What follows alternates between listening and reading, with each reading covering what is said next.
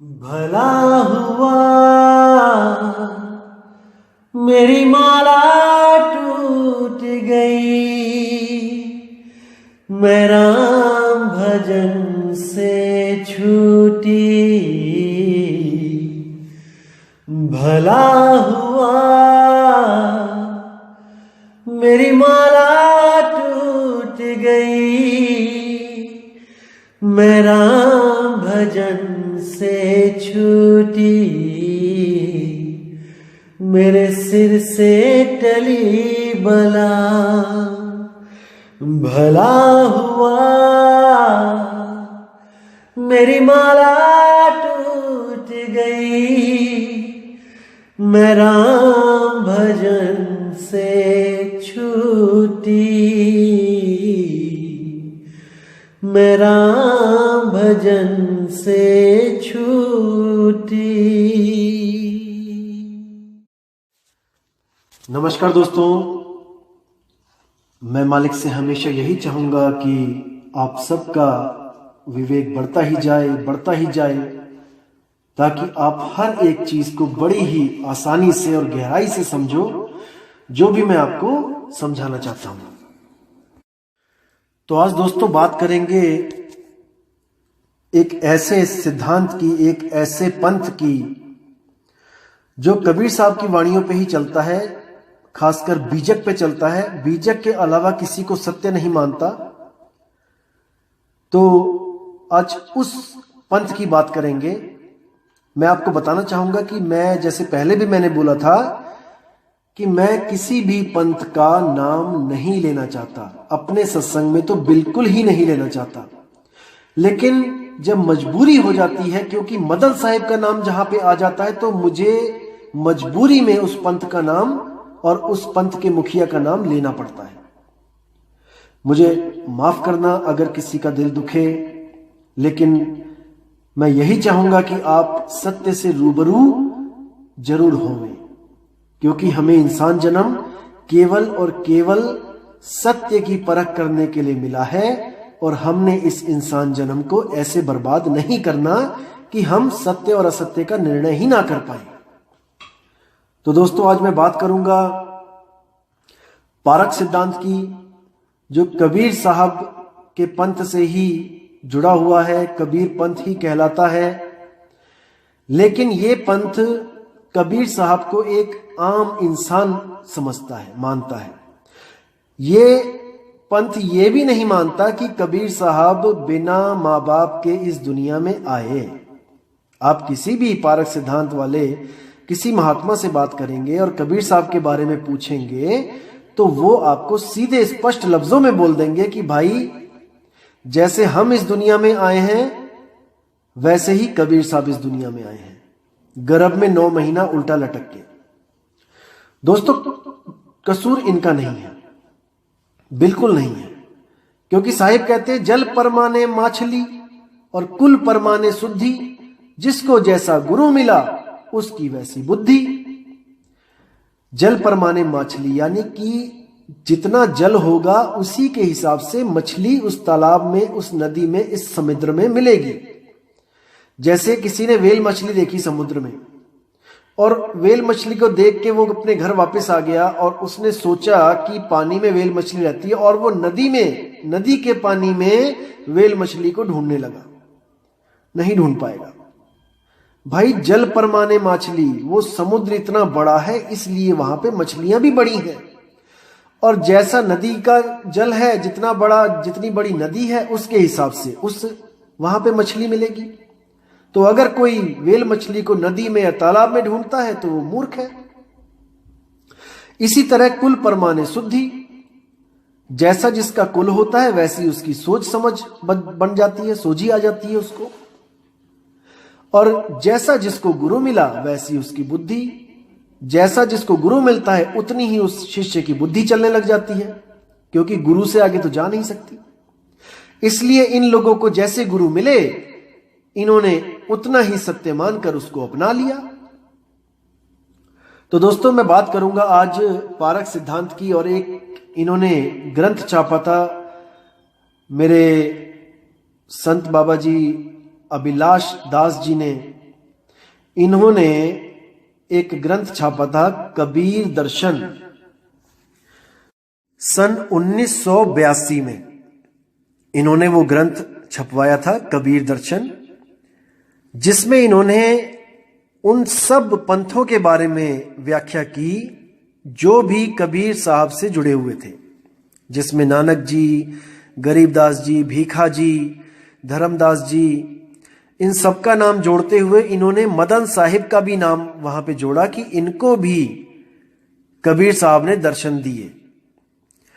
अब इन्होंने वहां पे मेंशन किया कि हाँ, ये कहते हैं कि कबीर साहब ने दर्शन दिए, लेकिन असल में बात यह है कि ये मानते नहीं हैं कि कबीर साहब किसी को दर्शन दे सकते हैं। ये क्या सोचते हैं कि एक बार जो जीव यहां से चला गया, जो इस दुनिया से चला गया, वो वापस नहीं आ सकता। वो कोई कहे कि अगर मुझे वो जीव मिला था तो वो उसका भ्रम है। जैसे ये लोग ये भी नहीं मानते कि गरीबदास जी को कबीर साहब मिले, धर्मदास जी को कबीर साहब मिले, ये बिल्कुल नहीं मानते। इन्होंने इसको एक आभास बोला है कि इन लोग की श्रद्धा इतनी ज्यादा हो जाती है कबीर साहब पे कि इनको कबीर ही दिखने लग जाता है। तो दोस्तों, मैं इनकी इस जो भ्रमांक जो बातें हैं, एक भ्रमपूर्ण बातें हैं, उन पे मैं विराम लगाऊंगा आज कि भाई धर्मदास जी की कोई आस्था थी ही नहीं कबीर में। आप धर्मदास जी का इतिहास उठा के देखो, वहां पे उन्होंने मूर्ति पूजा मेंशन किया है कि मैं तो मूर्ति पूजा करता था, ठाकुर जी की पूजा करता था, कृष्ण जी की पूजा करता था। कबीर साहब से तो उनका कोई मेल था ही नहीं, कबीर साहब की तरफ तो श्रद्धा भाव था ही नहीं। तो उनको कैसे कबीर साहब ने दर्शन दे दिए, या उनको कैसे कबीर साहब मिल गया? भाई, मन का तो ये खेल है कि आप जिस गुरु से आपकी श्रद्धा जुड़ जाती है, ये मन उसी के रूप में उस जीव को दर्शन दे देता है, और वो जीव सोचता है कि मुझे गुरु ने दर्शन दे दिए। लेकिन धर्मदास जी तो कबीर साहब के साथ कोई उनका मेल ही नहीं था, वो तो उनको जानते तक नहीं थे। धर्मदास जी तो दुकानदारी करते थे और अपना लकड़ियां जला के हवन करते थे, पूजा करते थे बांके बिहारी की। तो कबीर साहब को कैसे दर्शन हो गए उनके, कबीर साहब के? तो ये बिल्कुल फिजूल बातें हैं जो ये अपने पंथों में इन्होंने चला रखी हैं।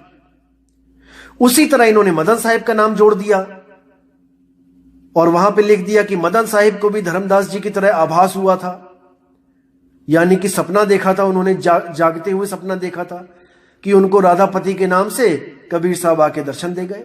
देखो कितनी हास्यपूर्ण बातें हैं। भाई, कोई और दर्शन नहीं दे गया, केवल कबीर ही क्यों दर्शन दे गए? तो इसको समझना पड़ेगा। एक पारक सिद्धांत के एक महात्मा मैं मिला उनसे हरिद्वार में, उनका नाम है निर्णय साहिब, निर्णय साहिब। तो मैं जब उनके आश्रम पे गया तो बात चली कबीर साहब के ऊपर, तो मैंने उनसे एक सवाल किया। मैंने कहा, महाराज जी मुझे बताओ कि कबीर साहब का जन्म कैसे हुआ था? तो उन्होंने कहा, भाई कैसे होता है जन्म, जैसे हमारा आपका हुआ वैसे कबीर साहब का हुआ है। तो मैंने उनको बोला कि मैंने पूछा कि महाराज जी, जब 60,000 शिष्य वहां खड़े थे मगहर में, और कबीर साहब ने जब चादर तान के वहां लेटे और उसके बाद उनका शरीर नहीं मिला, फूल ही फूल मिले, उसके ऊपर आप क्या कहना चाहोगे? तो उनका निर्णय देखिए आपने क्या किया उन्होंने निर्णय। वो कहते, अरे भाई, तुम्हारे हमारे भी तो फूल ही मिलते हैं। जब हम किसी आदमी को फूंक देते हैं शमशान घाट में, तो उसके बाद 2 दिन बाद, 1 दिन बाद क्या चुगने जाते हैं? फूल ही तो चुगने जाते हैं। वही फूल कबीर साहब के मिल गए वहां पे। देखिए, बुद्धि देखिए आप। अरे वहां पे 60,000 शिष्य खड़े हैं भाई, और वो गवाही दे रहे हैं कि यहां पर कबीर साहब गुप्त हो गए, किसी को लाश मिली नहीं।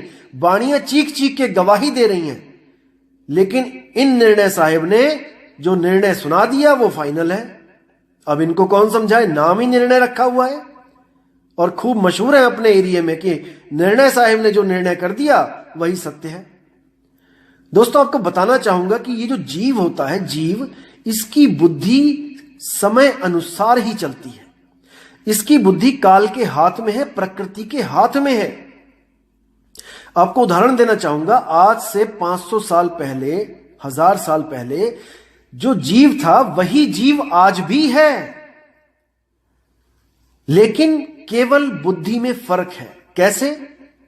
आज से 1000 साल पहले भी लोग थे, जीव थे, 5 तत्व संपूर्ण थे, उसमें जो चेतना थी वो भी संपूर्ण थी, लेकिन उनकी सोच यहीं तक सीमित थी कि अगर हम किसी से कोई बात करना चाहें जो दूर रहता है, तो हम या तो उसके पास जाके बात करेंगे 100 किलोमीटर 150 किलोमीटर का सफर करके, या फिर हम कोई संदेश भेजेंगे संदेश वाहक के द्वारा, जैसे कबूतर के पैर में कोई चिट्ठी बांध के भेज दी, या फिर किसी ट्रेंड कुत्ते को भेज दिया, संदेशा भेजना वहां पे भिजवा दिया, किसी बाज के पैर में कोई संदेश भिजवा दिया। तो इतनी बुद्धि चलती थी उस समय। जीव वही था जो आज है।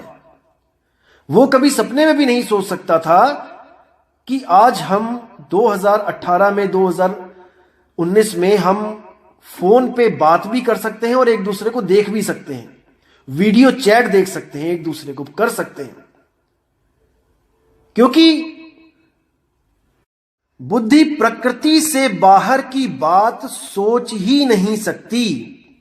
दोस्तों, आज जो हमारे लिए इम्पॉसिबल, जो हम सोचते हैं कि वो इम्पॉसिबल है, जो आज दोस्तों 1000 साल बाद वो भी पॉसिबल हो जाएगा, क्योंकि ये बुद्धि विकसित होती जाएगी। तो जिस प्रकार अभिलाष दास ने, उन महात्मा जी ने सोचा अपनी बुद्धि के द्वारा कि ऐसा कैसे हो सकता है कि जो इस दुनिया को छोड़ के चला गया, कबीर साहब जो चले गए, 100 साल बाद धर्मदास जी पैदा हुए और 70-80 साल के थे तब कबीर साहब उनको मिले, यानी 180 साल का फर्क कबीर दर्शन का।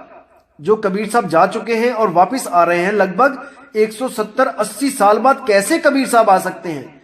ये बुद्धि उनकी इतनी नहीं चली जो इस बात को हजम कर सके।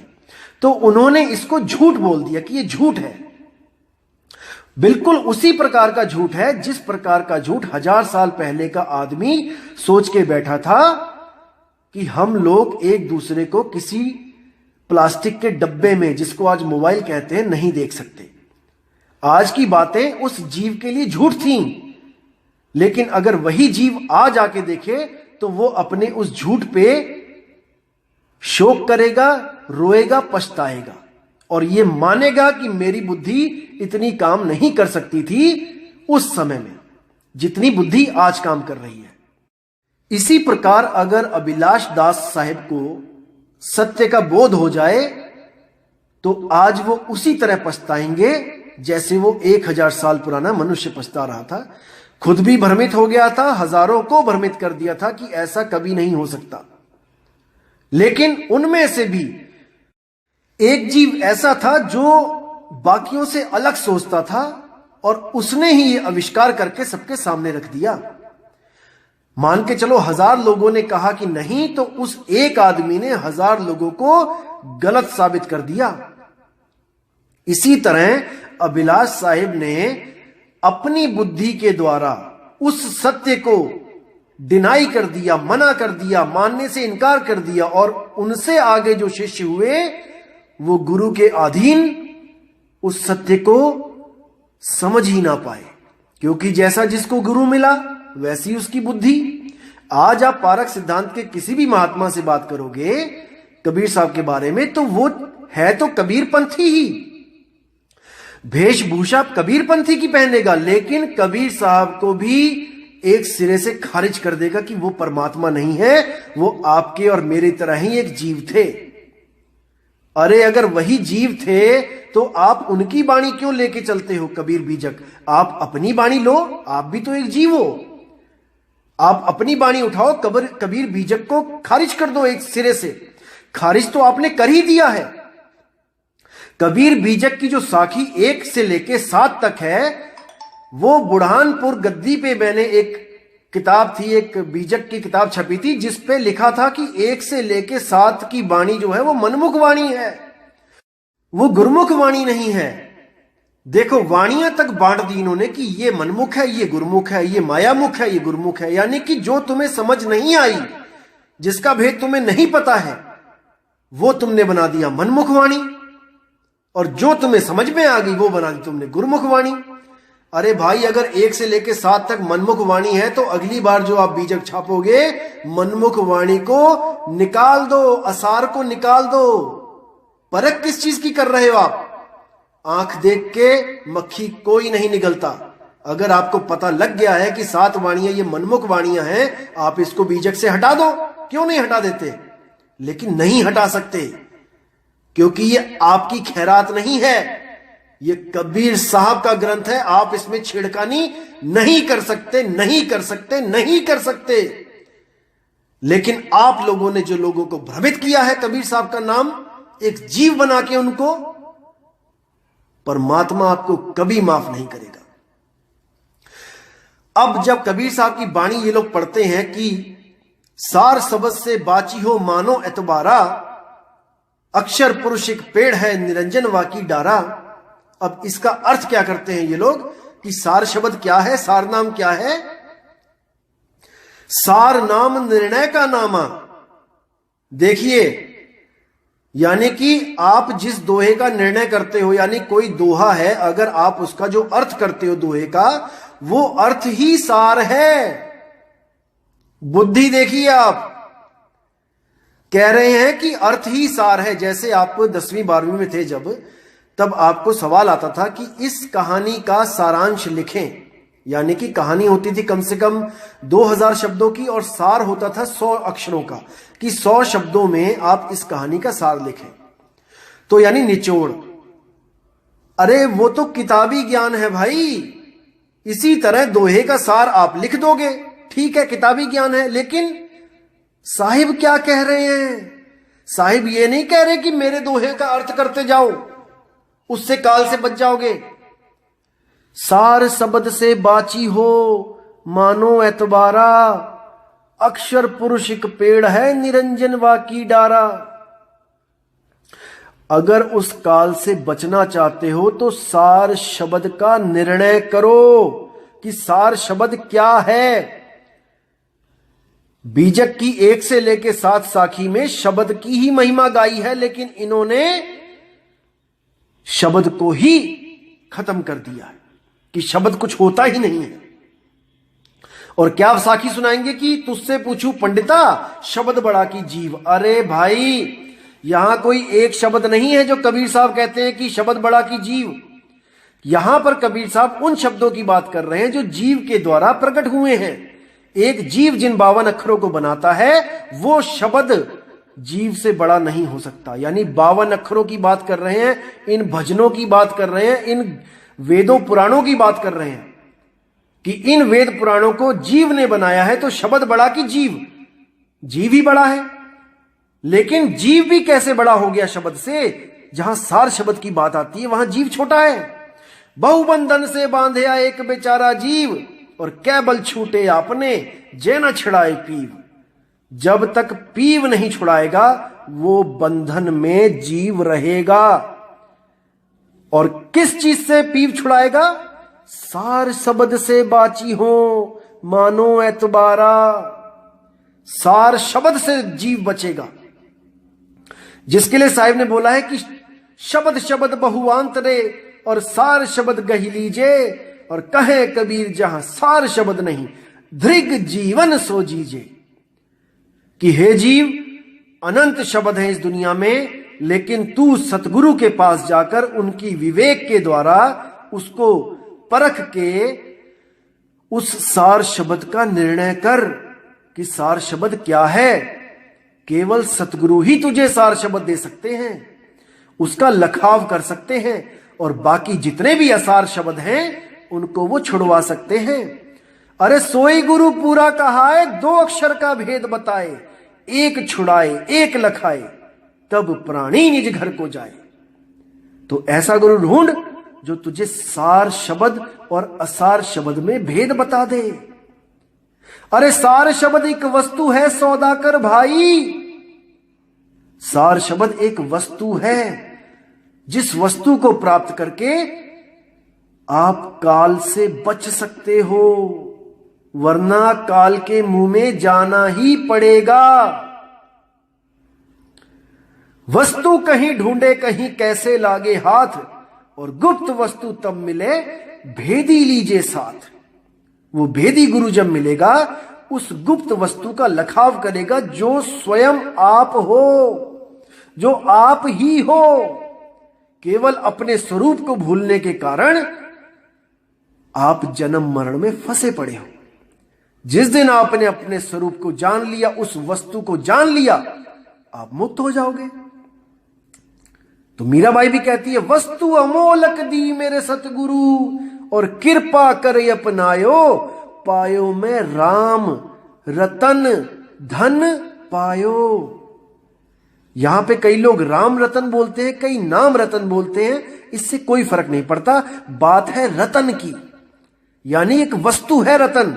जैसे आप हीरा लेने जाओ बाजार में, तो आपको कोई भी जो जौहरी है वो नाम नहीं देगा जपने के लिए, वो आपको हीरा वस्तु देगा, जिसको लेके आप अपने घर जाओगे और आप उसको बार बार दर्शन करोगे उसका, और आप मन ही मन प्रसन्न होगे कि वस्तु अमोलक दी मेरे जौहरी, मेरे जौहरी ने अमोल वस्तु दे दी है।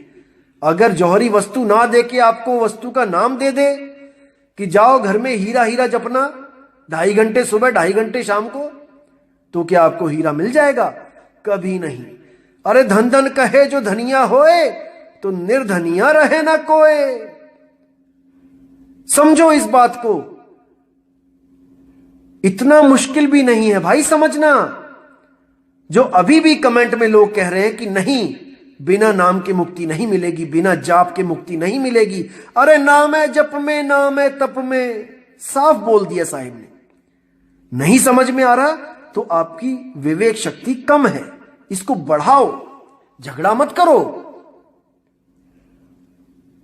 तो दोस्तों मैं बताना चाहूंगा आपको कि बिन पारख के बने पारखी, पारख तो किया ही नहीं। पारख तो वस्तु का होता है, वस्तु को मानते नहीं तो पारख किस चीज का किया? भाई दो वस्तुओं में नकली को छोड़ के असली को पकड़ना ही पारख कहलाता है, परख कहलाता है। वस्तु तो मानते नहीं कि कोई वस्तु है, शब्द को तो डिनाई करते हो कि शब्द नाम की कोई चीज नहीं है, तो परख किसकी कर रहे हो? क्या भेष की परख कर रहे हो कि ऐसे सफेद कपड़े पहनेंगे और ऐसे अपने हाथों का बना खाना खाएंगे और ऐसे नल में कपड़ा बांध देंगे ताकि कोई जीव ना आ जाए? भाई आजकल सब कुछ आरओ सिस्टम है, आजकल नल में जीव नहीं आते हैं जो आप नल में कपड़े बांध बांध के पानी पीते हो छान छान के, और जहां पे बुद्धि लगानी है, जिस शब्द को छानना है, उस शब्द को आप डिनाई करते हो, उस शब्द को आप मानते ही नहीं हो। ऐसे बात नहीं बनेगी भाई। वो जमाने और थे जब कबीर साहब ने कहा था कि गुरु करो जान के, पानी पियो छान के, क्योंकि उस समय पानी कुओं से, तालाबों से, नदियों से लिया जाता था और वहां पर हजारों जीव पानी में होते थे। इसलिए कबीर साहब ने कहा इसको बिना छाने नहीं पियो, क्योंकि एक तो जीव हत्या लगती है, ऊपर से आपके अंदर जो जीवाणु पहुंच जाते हैं वो आपको बीमार करते हैं। लेकिन आज थोड़ी नहीं भाई, नलों में कपड़ा लगाना है, नलों में कपड़ा लगा के तो आप उस शुद्ध पानी को और अशुद्ध कर देते हो, क्योंकि कपड़े में लाखों जीव लगे हुए हैं, कपड़े में लाखों जीव हैं, आप उन जीवों को ग्लास में डाल के पी रहे हो। कितना बड़ा भरमजाल है। आज वाणी भाई बदल चुकी है, आज है गुरु करो छान के और पानी पियो जान के। आज जो पानी पिया जाता है, RO water, mineral water, distil water, टंकी का वाटर, बाल्टी का वाटर, सब एक सा ही लगता है देखने में, तो उसको जान के पियो। पूछो कि ये कौन सा पानी है भाई, आरओ का है या मिनरल वाटर है कि घर की बाल्टी से ले आया गुसलखाने से उठा के, क्योंकि वो देखने में एक सा लगेगा। अब उसमें कीड़े नहीं है, जीव नहीं है। और गुरु करो छान के, पूरी छानबीन कर लो कि कौन सा शब्द गुरु लेके बैठा है भाई, हमारी मुक्ति उस शब्द से होगी भी कि नहीं। और ये दोहे का अर्थ निकालने को सार बता के आधी दुनिया को जो भ्रमित कर दिया आप लोगों ने, भाई समय है, इस बात को समझ जाओ। कपड़े पहनने से, सफेद कपड़े धारण करने से मुक्ति नहीं मिलती कि भेष धारण कर लिया और हो गए मुक्त। बिना नाम के, बिन नामे जग कमला फिरे गुरमुख नदरी आया। नानक साहब कहते हैं कि बिना नाम के जग कमला पागल फिर रहा है। आज किसी से भी पूछो कि भाई गुरु धारण कर लो, गुरु बनाओ, गुरु से नाम लो, तो क्या कहता है बंदा? अरे मैं तो सुबह शाम वैसे ही नाम लेता हूं परमात्मा का, मुझे गुरु की क्या जरूरत है। एक भी आदमी ऐसा दिखा दो दुनिया में जिसके पास भगवान का नाम नहीं है, चाहे उसने गुरु धारण किया है चाहे नहीं किया है। नाम तो सबके पास है ना भाई। सुबह सुबह भगवान का नाम लेते हैं, ओम नमः शिवाय, जय श्री राम, हरे कृष्णा। चाहे गुरु बनाया है या ना बनाया है, नाम तो सबके पास है ना। लेकिन फिर भी नानक साहब कह रहे हैं कि बिन नामे जग कमला फिरे, यानी कि बिना सच्चे नाम के सारी दुनिया कमली है, पागल बनी हुई है, और वो सच्चा नाम किसी के पास नहीं है।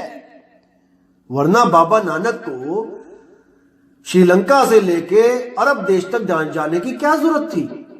ओम भी शुरू से चल रहा था, हरे कृष्ण हरे राम भी शुरू से चल रहा था, अल्लाहू अकबर भी चल रहा था, सब कुछ चल रहा था। फिर कौन सा नाम देने चले गए बाबा नानक वहां पे? वाहेगुरु? क्या वाहेगुरु की कमी रह गई थी क्या? कि सब नाम थे इस दुनिया में, बस एक वाहेगुरु नहीं था, तो वाहेगुरु बांटते चले गए आगे तक। इतने नाम मुक्त नहीं कर पाए जीव को। एक नाम की कमी थी, वाहेगुरु की। वाहेगुरु जपेंगे तो मुक्त हो जाएंगे। अरे मेरे भाई, वो नाम लिखने, बोलने, पढ़ने में नहीं आता है जिस नाम की बाबा नानक बात करते हैं। अखा वाजो वेखना बिन कन्ना सुनना, और पैरा वाजो चलना बिन हथा करना। बिना आंखों के वो दिखाई देता है, सुरती के द्वारा। कबीर साहब कहते हैं, सुरत से देख ले वह देश, और देखत देखत दीखन लागे, मिट जाए सकल अंदेश, सूरत से देख ले वह देश। अब यहां देखने का मतलब यह नहीं कि वो दिखाई देगा कुछ, इसमें भी गुप्त भेद है। अज्ञानी जीव इसको भी पढ़ के कहेगा कि देखो लिखा है कि दिखेगा, वहां पे सतलोक दिखेगा। नहीं मेरे भाई, जो दिखे सो माया संतों।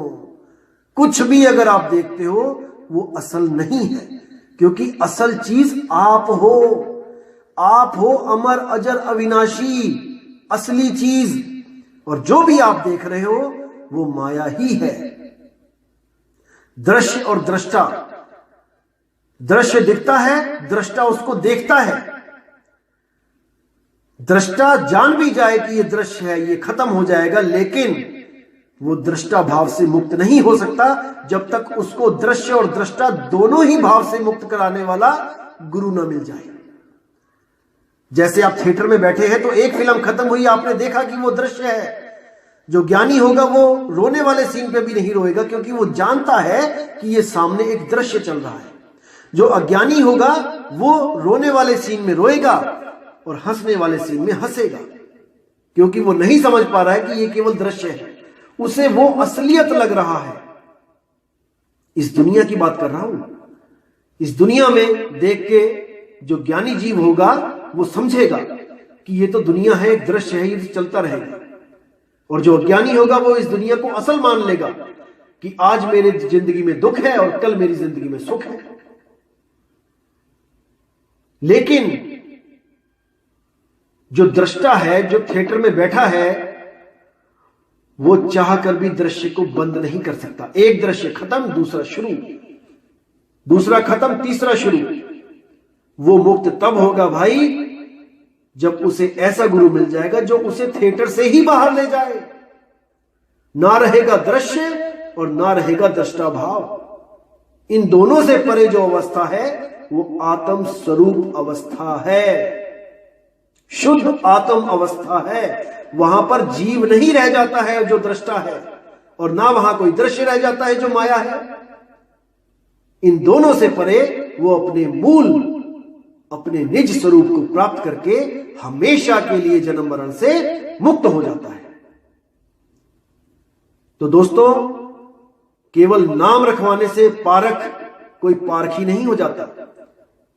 जैसे एक आदमी था, उसको फोन आया कि आपकी जो मिसेज है वो हॉस्पिटल में, उन्होंने एक बच्चे को जन्म दिया है।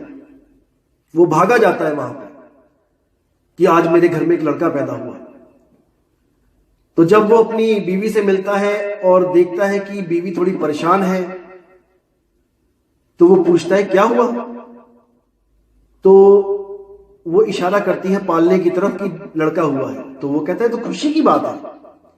कहती है आप जाके देखो। जब वो लड़के को देखता है तो क्या देखता है कि इतना काला लड़का, इतना काला रंग और नैन नक्श इतने बेकार कि वो भी परेशान हो जाता है कि अरे यार ये क्या हो गया, ये हमारे साथ क्या हो गया। तब दोनों मियां बीवी सोचते हैं, विचार करते हैं कि देखो लोगों के बच्चे इतने सुंदर सुंदर होते हैं, जिनको देख के लोग कहते हैं कि देखो कितना प्यारा बच्चा है, कितना सुंदर बच्चा है, हमारे बच्चे को सुंदर कौन कहेगा। तो दोनों मियां बीवी एक प्लान बनाते हैं कि ऐसा करते हैं, इस लड़के का नाम ही सुंदर रख देते हैं। तो भले इसको कोई सुंदर ना भी समझे, फिर भी कम से कम इसको सुंदर कह के तो बुलाएगा कि सुंदर बात सुनना, अरे भाई सुंदर क्या हाल है। तो इसी तरह इन लोगों ने क्या किया, परख तो इनके पास है नहीं, पारखी तो इनको कोई कहेगा नहीं, तो ऐसा करते हैं कि इस पंथ का नाम ही पारख रख लेते हैं। देखिए, क्योंकि ना चाहते हुए भी सब हमको पारखी कहेंगे कि वो संत पारखी संत आए हैं। अरे परख तो तुम कर नहीं पाए शब्द की, पारखी कहलाते हो।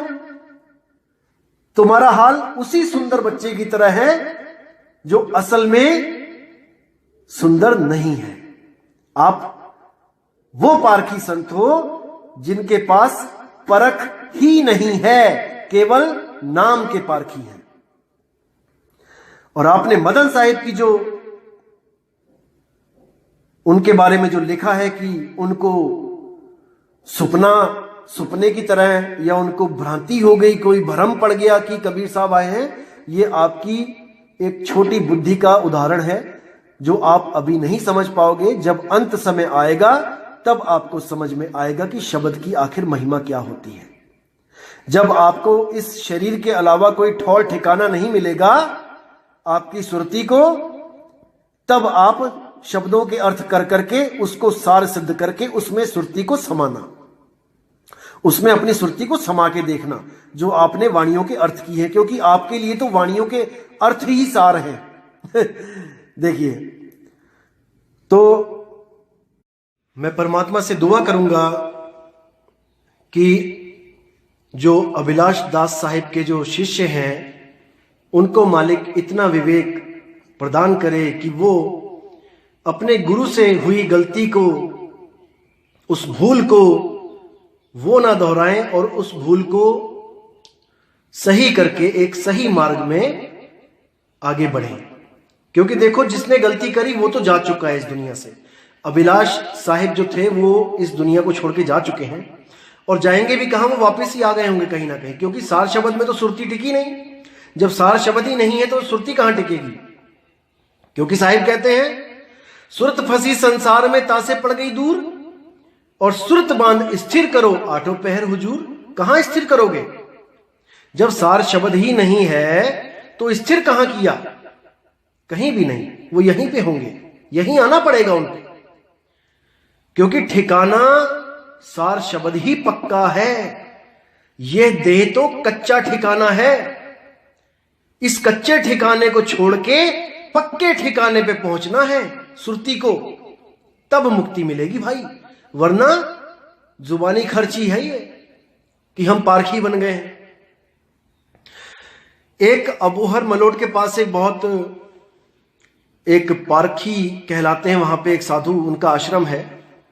तो मैं भ्रमण करता करता वहां पहुंचा एक बार, तो वहां पर सत्संग था उस दिन, तो मैं भी वहां पे गया। मुझे भी कुछ प्रेमी भक्तों ने इनवाइट किया कि आप आइए सत्संग में। चला गया मैं। तो वहां पे सत्संग हुआ और बात चली कि मुक्ति कैसे मिलेगी। तो वहां पे एक महात्मा जी हैं, नाम नहीं लूंगा मैं उनका, तो उन्होंने बोला कि चेतन, जो जड़ और चेतन होता है, उसमें जो चेतन है उसी को समझना है कि चेतन इस जड़ में फंसा हुआ है और इन जड़ को ही चेतन पूज रहा है। इन जड़ को पूजना छोड़ दे तो वो चेतन स्वयं ही मुक्त है। तो मैंने उनसे पूछा कि भाई जड़ को पूजना छोड़ दे, ठीक है, ये ज्ञान तो किताबों में भी हम लिख सकते हैं कि भाई जड़ चीजों को पूजना छोड़ दो और आप तो चेतन हो ही, आप मुक्त हो गए।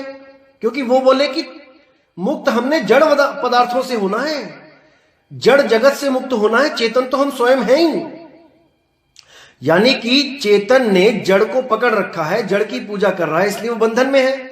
जब गुरु मिलता है तो चेतन का लखाव कराता है कि हां भाई तू चेतन है और तूने जड़ की पूजा कर रहा है, इसलिए तू बंधन में है, जड़ को छोड़ दे। तो मैंने उनको पूछा कि भाई अगर केवल जड़ को छोड़ने से चेतन मुक्त हो जाता है तो ये बात तो हम केवल किताबों में भी लिख सकते हैं, हम अपने ग्रंथों में लिख सकते हैं कि जड़ चीजों को छोड़ दो, पूजा पाठ करना छोड़ दो, आप स्वयं चेतन हो, आप मुक्त हो जाओगे। तो इतना पढ़ के तो कोई बेवकूफ भी समझ जाएगा कि क्या लिखा है कि जड़ को छोड़ना है और जड़ वस्तु वहां पे मेंशन कर देंगे कि ये चीज जड़ होती है। भाई मूर्ति पूजा, मंत्र पूजा, तीर्थ व्रत, ये सब जड़ है, जड़ वस्तुएं हैं।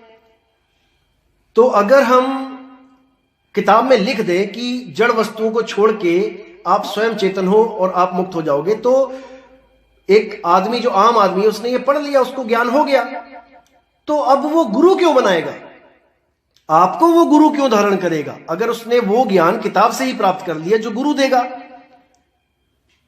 तो वो बोले कि हां अगर किताब से भी पता लगता है तो कोई बात नहीं, गुरु बनाने की जरूरत नहीं है, आप बिना गुरु के भी मुक्त हो जाओगे, क्योंकि गुरु भी वही बता रहा है जो किताब में लिखा है। वाह। तो पूरी रात बहस हुई इसी बात पे, पूरी रात इसी पे ज्ञान चर्चा चली कि मैंने किताब में पढ़ लिया कि डूबने से बचना है तो तैरना सीखना पड़ेगा, तैर के डूबने से बचा जा सकता है, मुझे ज्ञान हो गया। अब कोई भी मुझे पूछेगा कि भाई बचा कैसे जाएगा डूबने से, तो मैं क्या बोलूंगा कि तैरने से, मुझे ज्ञान है, मैं ज्ञानी हो गया हूं, मुझे पता चल चुका है कि तैर के ही डूबने से बचा जा सकता है।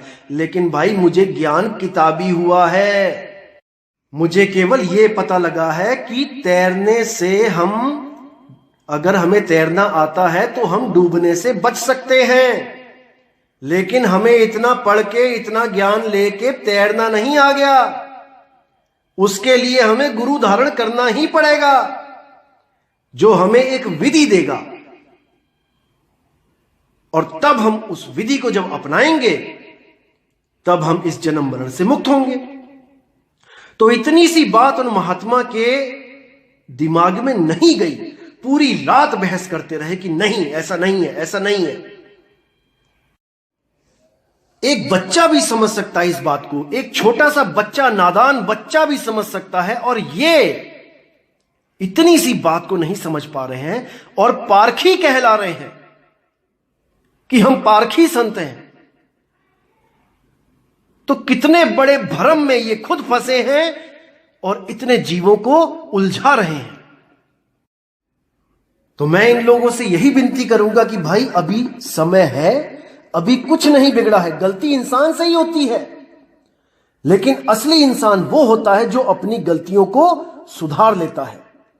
अभी आपके पास समय है, आप दोबारा बीजक पे विचार करो और उस सार शब्द को समझो उस सार शब्द को जिसके लिए बाबा नानक कहते हैं, तेरा एक नाम तारे संसार, मैं एहो आस एहो आधार, नानक नीच कहे विचार, और धानक रूप रहा करतार। वो एक नाम जब मिल जाता है तो सारा संसार उस एक नाम से पार हो सकता है।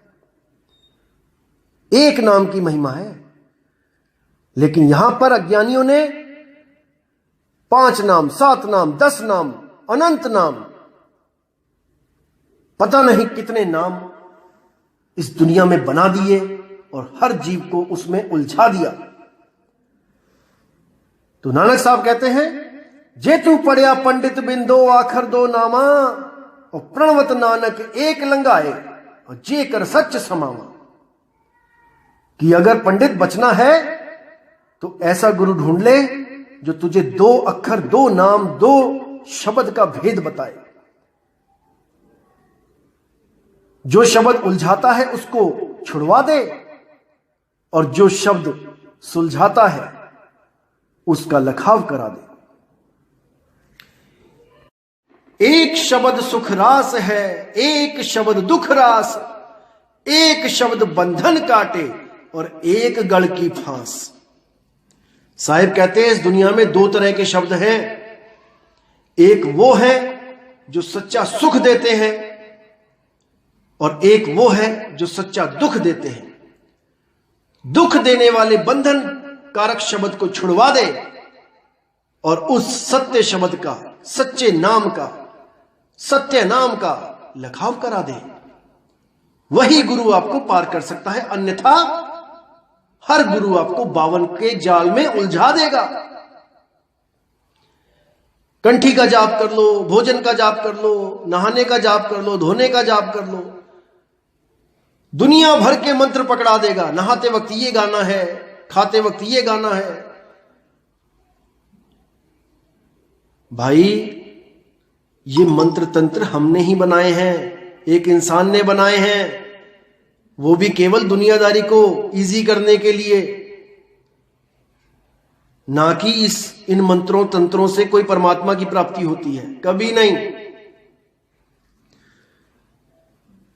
तो कबीर साहब, जिनको आप एक आम जीव समझते हो, वो आम जीव नहीं है भाई। वो कुछ और चीज है जो आपकी बुद्धि से परे की बात है। उस चीज को जानने के लिए आपको एक भेदी सतगुरु, उसकी जरूरत है। तो साहिब क्या कहते हैं गुरु ग्रंथ साहब में, गंगा की लहर मेरी टूटी जंजीर और मृग छाला पे बैठे कबीर। कहे कबीर कोई संग न साथ, जल थल राखन है रघुनाथ। यानी वो शब्द गुरु हर जगह आपकी रक्षा करेगा, हर जगह। उस सुरती को मूल ठिकाने पे एक सतगुरु, भेदी गुरु पहुंचाता है, भेद बताता है, तभी वो पहुंचती है। और जो शब्द गुरु होता है वो उस सुरती को उठाता है, खींचता है, ताकि वो दोबारा किसी गर्भ में ना चली जाए, किसी जून में ना चली जाए। तो वाणी में आता है, तोड़ी ना टूटे छोड़ी ना छूटे, ऐसी माधो खींच तनी, मऊ लालन स्यों प्रीत बनी। कि अब वो शब्द गुरु मेरा हाथ नहीं छोड़ेगा, मेरी सुरती को इस 3 लोक में धक्के खाने के लिए नहीं छोड़ेगा। अब वो मुझे सदा सदा के लिए अपने में स्थिर कर लेगा, सहज कर देगा। जैसे शब्द गुरु सहज है, वैसे ही मेरी सुरती सहज हो जाएगी। लेकिन कब होगी? जब सहज योग आपको प्राप्त होगा। इसी को धर्मदास जी कहते हैं, मेरे सतगुरु पकड़ी बाह, नहीं तो मैं बह जाता मैं इन 9 द्वारों में से मैं बह जाता। लेकिन मेरा सतगुरु अखंड नाम, अखंड शब्द, वो मेरी सुरती को 10वें द्वार से लेके गया। और जो 11वीं खिड़की बोला गया है जिसको, वो शब्द गुरु, उसमें उसने मुझे स्थित कर लिया। अब मेरा आना और जाना खत्म हो गया। दोस्तों, ध्यान देने वाली बात है कि 10वें द्वार से निकाल के उस 11वीं खिड़की में जाना है। जो योगी हैं वो भी 10वें द्वार से ही निकलते हैं, लेकिन उनके निकलने और हमारे निकलने में जमीन आसमान का अंतर होता है। ये जब भेद मिलता है सतगुरु का, तब पता लगता है कि एक योगी से, जो हठ योगी है, जो प्राण योगी है, जो राज योगी है, उनसे एक सहज योगी कैसे अलग है। जब भेद मिलता है और पूरी विधि बताई जाती है, तब समझ में आता है कि माजरा है क्या, गलती हो कहां रही है। तो इसको दोस्तों समझना है और अपनी विवेक की तलवारें ऐसी तीखी कर लो कि अज्ञान को काटते चले जाओ। मैं हमेशा यही अरदास करूंगा। तो अब मैं आपसे आज्ञा चाहूंगा और मालिक से अरदास करूंगा कि मेरे जितने भाई हैं जो इस पारक सिद्धांत में अभी जुड़े हुए हैं, जिनके पास अभी समय है, वो विचार करें, सार शब्द की वाणियों को समझें, उसके महत्व को जानें और एक ऐसा भेदी गुरु ढूंढें जो सार शब्द को भली भांति जानता है। तो दोस्तों विदा चाहूंगा मैं। जय गुरुबंदी छोड़ वैराग साहिब, जय गुरुबंदी छोड़ मदन साहिब, जय जय गुरुबंदी छोड़ सतगुरु सत्य कबीर साहिब की सदा ही जय हो। साहिब बंदगी सतनाम।